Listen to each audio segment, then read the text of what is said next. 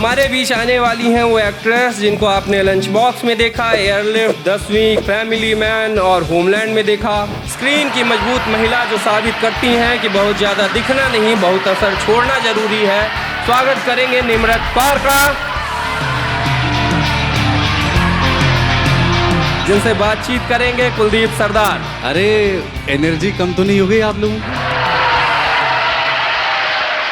Family man किस किसने देखा लेटेस्ट सीजन? जी मैं मुस्कुरा रहा हूँ, देखिए सबने देखा। ये मुझसे बात कर रहे हैं आप मुस्कुराती हैं तो आंखों से भी मुस्कुराती हैं। आपके पास कैट है? जी। क्या नाम है उसका? करमचंद। करमचंद। मेरे पास भी कैट है। अच्छा। उसका नाम बोसा है। बोसा बोसा। बहुत सारे लोग नहीं जानते हैं, मतलब आप आर्मी किड हैं। मेजर भूपेंद्र सिंह नाम से, थोड़ा उनके बारे में बताइए। उनको शौर्य चक्र मिला। हम लोग 1994 में थे जब कश्मीर में we lost him to terrorism and मैं उस वक्त 11 साल की थी। लेकिन मैं हमेशा ये याद अपने आप को ज़रूर कराती हूँ कि पापा चाहे ना हो यहाँ पर मौजूद ना हो एक फ़िज़िकल तौर पे, बट मुझे ऐसे हमेशा लगता है कि वो मेरी बहन और मेरी मम्मी और मेरे थ्रू ज़रूर जी रहे हैं कहीं पर। आर्मी किड जो इतना स्ट्रांग हो सकता है कि किसी को फ़ोन करके लंबी लंबी चौड़ी चौड़ी गालियाँ दे सके। अरे भगवान। सबसे ज़्यादा मुसीबत ये लग रही थी कि घर वाले देखेंगे, फैमिली फ्रेंड्स देखेंगे, रिलेटिव्स देखेंगे, वो कहेंगे ये लड़की तो हाथ से गई। Rajnigandha presents Lallan Top UP Adda, co-powered by Royal Stag Barrel Select Shots, Candid Dusting Powder, Saluja Gold and Government of Uttar Pradesh.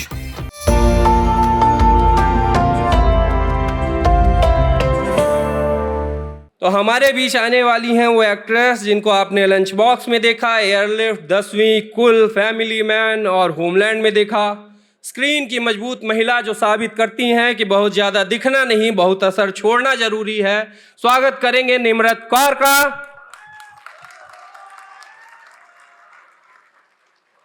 जिनसे बातचीत करेंगे कुलदीप सरदार।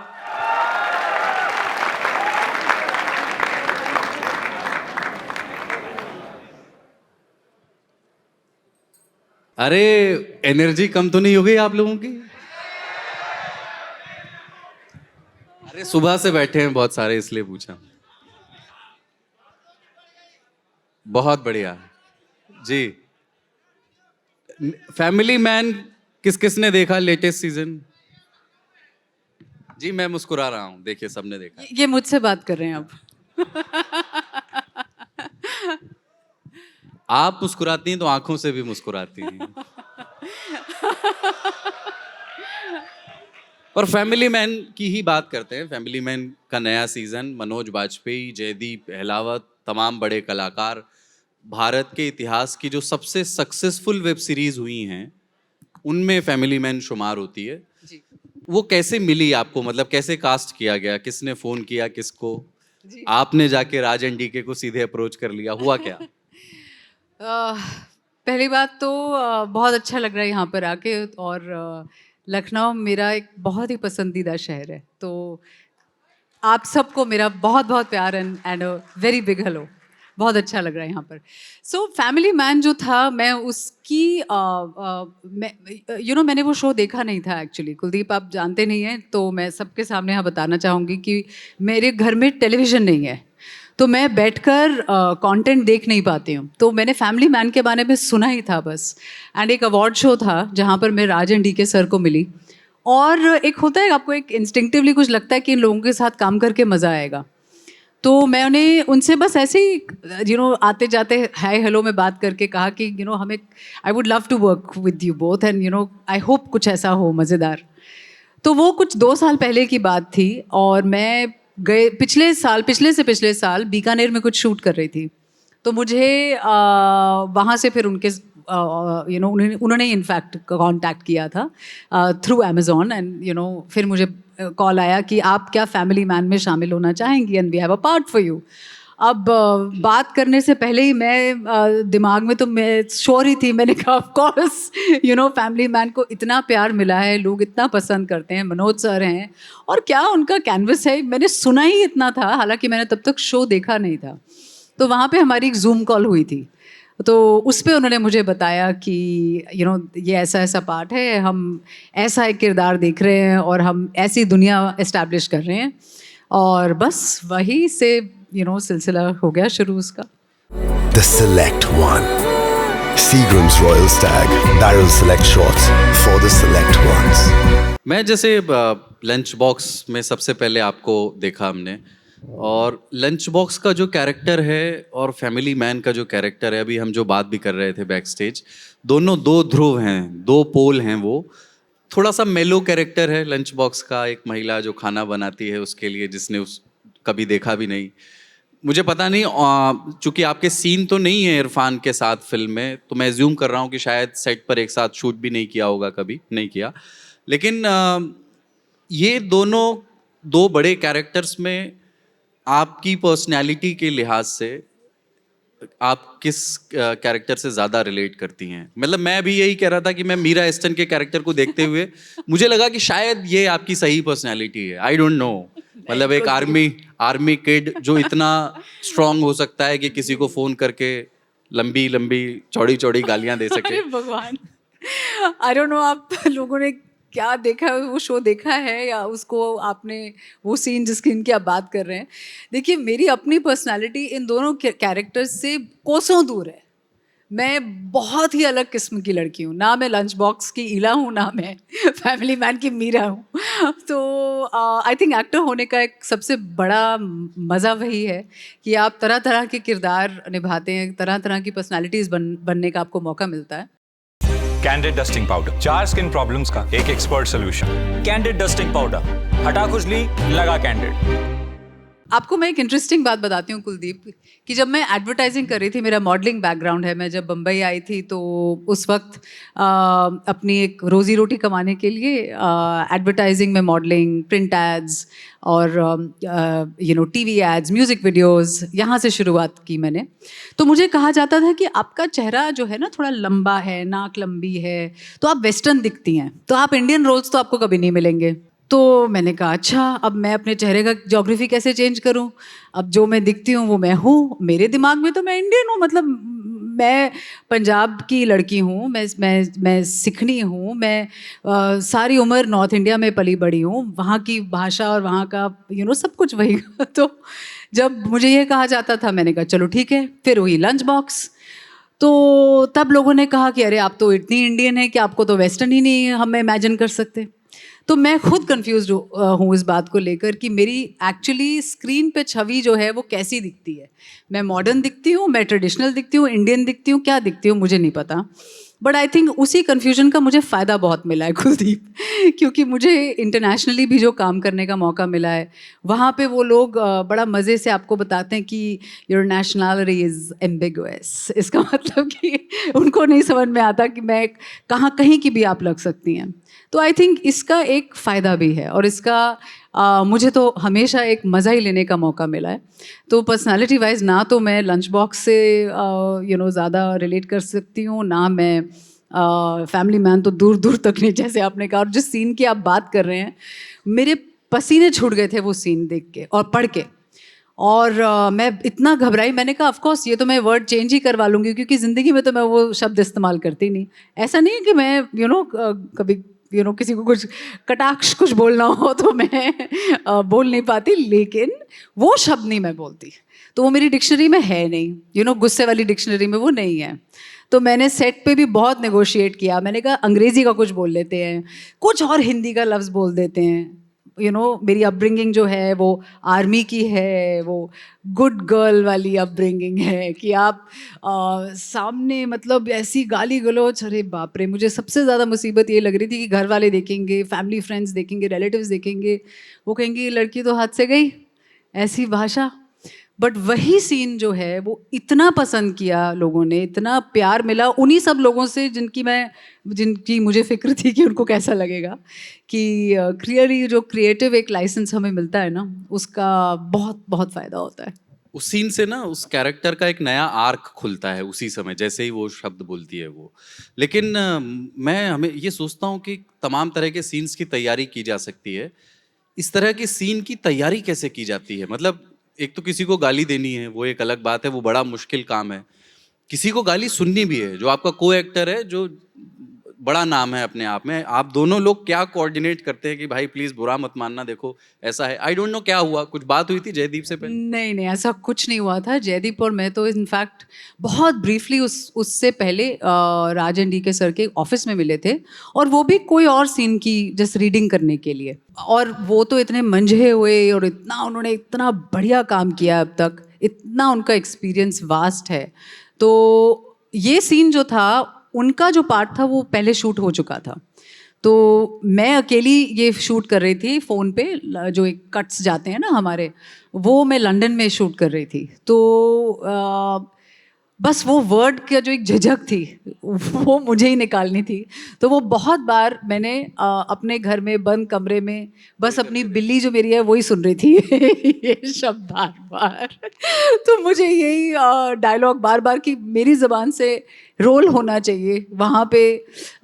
ऐसा नहीं लगना चाहिए कि मैं कुछ ऐसा बोल रही हूँ जिसकी मुझे शर्म आ रही, नहीं तो फिर वो एक इनजस्टिस हो जाता है। भारत का सबसे भरोसेमंद Saluja gold TMT bars. Saluja gold TMT. अब सही पकड़े हो कॉन्ट्रैक्टर बाबू, मजबूती सब कुछ है। आपके पास कैट है?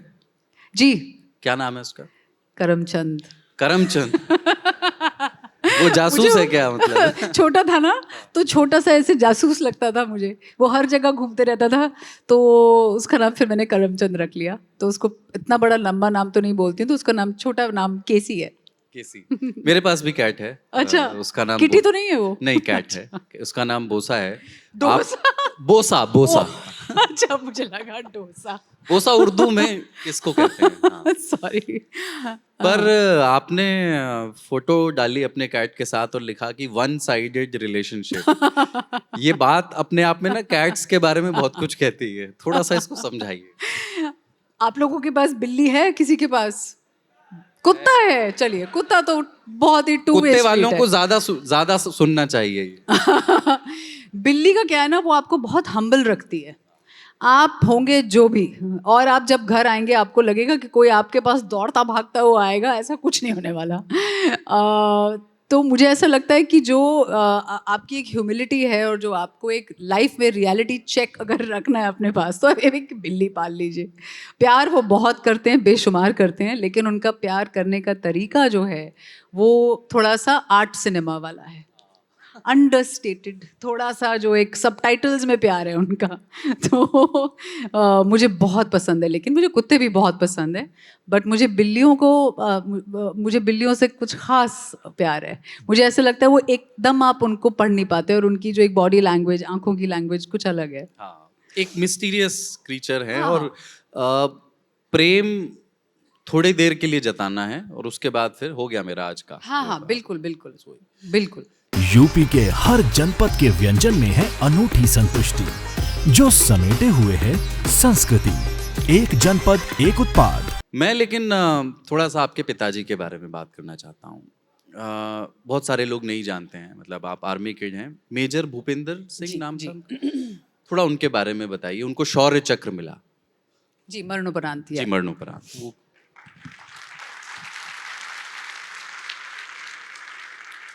जी, क्या जानना चाहेंगे आप? मतलब कुछ भी, पिता से मिले हुए सबक भी, वो वैल्यूज भी जो एक सेना का ऑफिसर अपने बच्चों को देता है, और आप चाहें अगर कंफर्टेबल हों तो उस घटना के बारे में भी जब हमने उन्हें खोया। पापा खैर एक सोल्जर और एक फार्मर फैमिली से थे। पार्टीशन के बाद यहाँ पर हमारा दादका जो है मेरा, वो राजस्थान में है, वहाँ पे आए। गंगानगर में उनकी पैदाइश हुई थी, मोनपुरा गांव में। और बहुत ही होनहार और ज़मीन से जुड़े हुए इंसान। स्कॉलरशिप्स पे जोधपुर यूनिवर्सिटी से उन्होंने डिग्री ली, फिर IMA गए। वहाँ से पास आउट होकर वो as a Bengal sapper Indian army में कमीशन हुए थे।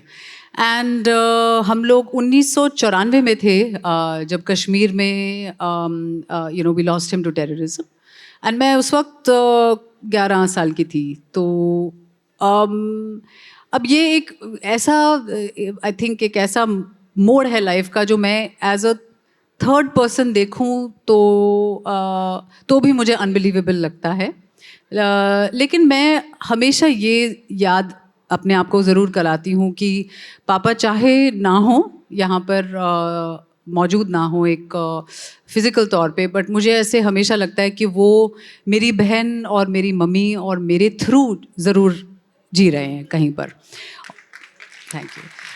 एंड मुझे ऐसा लगता है कि जो एक ज़िंदगी में मुझे करेज मिला है कि मैं दिल्ली में अपना घर छोड़ के और बम्बई आ गई 2004 में कॉलेज के बाद, और जो एक होता है ना कि देखते हैं क्या होता है, देख लेंगे कि वहाँ पे जाएंगे मुश्किलें होंगी लेकिन गिव अप नहीं करना है। वो एक ना सटल एक अंदर और एक अननोन सा एक वायरिंग है जिसको मैं अब सॉर्ट ऑफ एक रिकग्नाइज कर पाती हूँ, लेकिन ग्रोइंग अप मैं वो ज़्यादा समझ नहीं पाती थी। वो जो 11 साल पापा के साथ थे, उन्होंने ना मुझे बिल्कुल एक, एंड मैं बहुत फ्रैंकली ये बात कहना चाहूँगी क्योंकि उस दौरान उस वक्त में लड़की और लड़के की परवरिश में फ़र्क होता था कई जगहों में, छोटे शहरों में या गांव में, क्योंकि पापा खुद एक गांव से आए थे। जब पैदा हुई थी तो थोड़ा शोक मनाया गया था कि अरे आपके घर तो लड़की पैदा हुई है, अब क्या करें। और पापा ने to drive the point home पेड़े बांटे थे पिलानी में, जहाँ मेरी पैदाइश थी, पूरी कॉलोनी में जी। एंड उन्होंने कहा था, सच में उन्होंने मम्मी को कहा था और मेरी दादी को कहा था कि ये देखना बड़ी होके 7 बेटों के बराबर होगी, जो भी उनका मतलब था उस वक्त। पर उनकी जो एक विचारधारा थी, उनकी थिंकिंग थी, वो बहुत फॉरवर्ड थी हमेशा और समय से आगे थी। और उन्होंने कभी मुझे ये वो नहीं होने दिया, कि महसूस नहीं होने दिया कि मैं कुछ नहीं कर सकती क्योंकि मैं लड़की हूँ। मुझे पता ही नहीं था कि मैं लड़की हूँ इसीलिए मैं ये कर सकती हूँ या नहीं कर सकती हूँ। वो हमें एक इतनी कूट के एक आई थिंक एक फियरलेसनेस उन्होंने भर दी थी ना, कि मैं जब तक मैं बस उनकी तरफ देखती थी अगर मुझे कुछ डाउट लगता था, और मुझे लगता था कि अगर पापा सोचते हैं कि मैं कर सकती हूँ तो मैं कर सकती हूँ। So as a girl child I think यहाँ पे जितने भी फैमिलीज़ हैं और जितने भी आदमी हैं, आई वुड जस्ट से कि एक आदमी की इम्पोर्टेंस एक यंग लड़की के दिमाग पे इतनी ज़्यादा आई थिंक इतनी ज़्यादा एक छाप छोड़ती है। That is the first man you are introduce to in your life. Your father is the first man जिससे आपको प्यार होता है एज अ यंग गर्ल। उनकी एक छवि, उनकी सोच, विचारधारा इतनी ज़्यादा इम्पॉर्टेंट है कि वो जो 11 साल मुझे अपने पिताजी के साथ मिले और जिस तरह के वो इंसान थे, जिस तरह की उन्होंने वैल्यूज़ हमें दी हमारी परवरिश में, वो आज तक मेरे काम आती हैं। मुझे जब भी डर लगता है, मुझे जब भी लगता है कि मैं ये नहीं कर सकती, मुझे कहीं ना कहीं उनकी बातें हमेशा याद रहती है कि अगर तुम सोचती हो तो तुम कर सकती हो। पटियाला में जैसे एक स्कूल था जहाँ पे मुझे एडमिशन लेना था, यादवेंद्र पब्लिक स्कूल, मैं लेट थी एडमिशन्स के लिए, हमारी पोस्टिंग नई बठिंडा से वहाँ हुई थी, और वहाँ पर कुछ 350 बच्चों ने शायद एंट्रेंस एग्ज़ाम देना था और एक सीट थी। तो हमारे घर पे कुछ लोग आए हुए थे एंड उन्होंने कहा कि कैसे होगा एडमिशन, एक ही सीट है। तो मैं भी घूम रही थी वहाँ पे, खेल कूद रही थी, तो पापा ने मेरी तरफ देखा और कहा कि एक सीट तो है ना, ये ले लेगी। और बस फिर वो एक सीट मेरी ही थी, क्योंकि ये जेन्युइनली ये एक लिव्ड रियलिटी है, ये कोई कहानियाँ नहीं है और इसमें कोई फिक्शन नहीं है। These are things which I have gone through. और मुझे पता है कि मुझे जब भी अंदर से थोड़ी सी ऐसे अनश्योर कुछ में होती हूँ या मुझे डर होता है या घबराहट होती है, तो मैं बस एक चीज़ सोचती हूँ कि पापा ने क्या क्या नहीं देखा एंड क्या क्या नहीं सहा, और कैसी उन्होंने ज़िंदगी जी है और कैसी उन्होंने परवरिश दी है। That really keeps me going. खुल करके ताली बजा सकते हैं आधे अधूरे में। फैमिली मैन सीजन 3 में 2 बड़े स्टार्स के साथ काम किया आपने, जयदीप अहलावत, मनोज वाजपेयी। दोनों ही अपने आप में लोग कहते हैं कि एक्टिंग की वर्कशॉप हैं, लेकिन उनकी बहुत पर्सनैलिटी शूट के दौरान ऐसी पर्सनैलिटी के हिस्से टुकड़े आपने देखे होंगे जो हम लोग नहीं देख पाए। दोनों में से ज़्यादा मस्खरा, ज़्यादा मजाकिया कौन है? दोनों की पर्सनैलिटी में डिफरेंस क्या क्या है? जी एक्चुअली मनोज सर के साथ मुझे काम करने का अभी तक मौका नहीं मिला क्योंकि हमारे वो सीन scene साथ नहीं थे। लेकिन मनोज सर के साथ हमने पब्लिसिटी के टाइम और पीआर के टाइम बहुत मस्ती मजाक किया। और मनोज सर की ख़ास बात ये है कि वो हर किसी को इतना स्पेशल महसूस कराते हैं। वो इतने दिलदार, जेनरस और उम्दा इंसान हैं कि मैंने उनको ऑब्ज़र्व करके कितना सीखा है। वो कमरे में जब होते हैं तो हर किसी की तरफ उनकी अटेंशन होती है, उनका ख़्याल होता है कि किसने खाना खाया, कौन कहाँ बैठा है, आप कंफर्टेबल हैं कि नहीं हैं। हम जहाँ भी होते हैं हमें लगता था कि मुझे तो लगता था जैसे मनोज सर ही हमें होस्ट कर रहे हैं। उनकी पर्सनालिटी इतनी वार्म और इतनी लविंग और इतने अच्छे इंसान हैं वो। और इतने सालों के एक्सपीरियंस के बाद, इतने सालों के इतने अनबिलीवेबल उन्होंने क्या फिल्में और कैसा उनकी क्या लेगेसी है। वो इतने डाउन टू अर्थ और इतने सिंपल इंसान है। उनका सोचने का तरीका इतना अच्छा है, इतना इंटरेस्टिंग उनका पर्सपेक्टिव है। मैं जितना बोलूँ कम है। जयदीप जी जयदीप जो हैं उनके साथ काम करने का मुझे थैंकफुली मौका मिला। जयदीप इतने शार्प हैं। He is such a fabulous presence on set. उनकी अंडरस्टैंडिंग ऑफ द मीडियम इतनी शार्प है।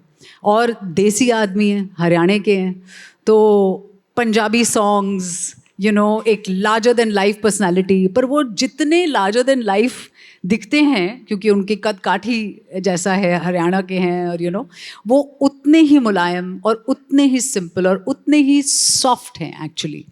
बहुत स्वीट, बहुत जेनरस अगेन एज अ को एक्टर। बस उनको गर्मी बहुत लगती है और वो हंसेंगे अगर ये देखेंगे तो तो हम लोग सेट पे that was the only thing we used to laugh about because कई बार हमको इतना जल्दी शूट करना पड़ता था और पसीनो पसीन और it was just sometimes that used to be a challenge. But बहुत मज़ा आया उनके साथ काम करके और उनको देखकर इंसान इतना सीखता है। हर टेक में कुछ अलग हो जा रहा है। हर वेरिएशन में उनका कितना एक फ्लेवर वो लाते हैं। बहुत ही मतलब आई होप कि हमको साथ में बहुत और काम करने को मिले। मुझे 2 बार कहा जा चुका है कि हमारे पास समय सीमित है, पर मेरा एक आखिरी क्वेश्चन प्लीज जी। कि एक अनग्लैमरस चीज़ किसी बॉलीवुड एक्टर के बारे में जिसके बारे में ज़्यादातर लोग नहीं जानते हैं। हर किसी का एक अनग्लैमरस पहलू भी होता है ना। जैसे एक बार नेहा धूपिया ने ये बात कही थी कि मैं सब्जी वाले से मोलभाव नहीं कर सकती क्योंकि उसे लगता है कि मैडम क्यों करेंगी मुझसे, या जब मैं फिल्म देखने जाती हूँ तो मुझे 3 सीट्स खरीदने पड़ते हैं, मुझे महंगा पड़ता है क्योंकि मैं अगल बगल में रैंडम लोगों के साथ नहीं बैठ सकती हूँ। तो आई एम श्योर इस तरह के एक्सपीरियंसेस कुछ आपके साथ हुए होंगे। अनग्लैमरस थिंग अबाउट यू। मैं एक्चुअली थोड़ा अलग पर्सपेक्टिव रखती हूँ कि मैं ज़्यादा ना सोचती नहीं हूँ इस बारे में। और कई बार ऐसा होता है कि मैं शायद इन हाइंडसाइट रियलाइज़ करती हूँ कि ओहो मैं एक पब्लिक फिगर हूँ और मैं एक ऐसी अब मेरी एक मैं एक्चुअली थोड़ी ना अपने ही दिमाग में रहती हूँ। कई बार मैं ये रियलाइज़ नहीं करती कि मुझे हर जगह ये पहले सोच कर जाना होगा कि लोग मुझे चेहरे से पहचानते हैं। तो ये मैं भूल जाती हूँ। मैं ये जेन्युइनली बता रही हूँ आपको। तो ऐसी अनग्लैमरस या इस तरह की जो एक डिफ़िकल्ट चीज़ मुझे एक्चुअली बस एक ही लगती है। जब आप ये बात बोल रहे हैं कि कई बार मैं कॉन्शियस नहीं होती और लोगों के कैमराज आ जाते हैं, फ़ोन्स आ जाते हैं, और कई बार आप अपनी कुछ आप अपनी फैमिली के साथ कहीं बाहर हैं, या फिर आप अपने अब काम से अलग हैं, तो वहाँ पर जब बिना बताए कोई फ़ोटोज़ या वीडियोज़ लेते हैं लोग, तो वहाँ पर थोड़ी सी मुश्किल होती है और अच्छा नहीं लगता। तो फिर मैं बोल देती हूँ कि भाई आप मुझे दिख रहा है, या फिर मुझे सुनाई दे रहा है, आप मेरे बारे में बात कर रहे हैं, तो आप बात कर ही लीजिए, आप आ जाइए, आप पूछ के ले लीजिए फ़ोटोग्राफ, कोई ऐसी प्रॉब्लम नहीं है।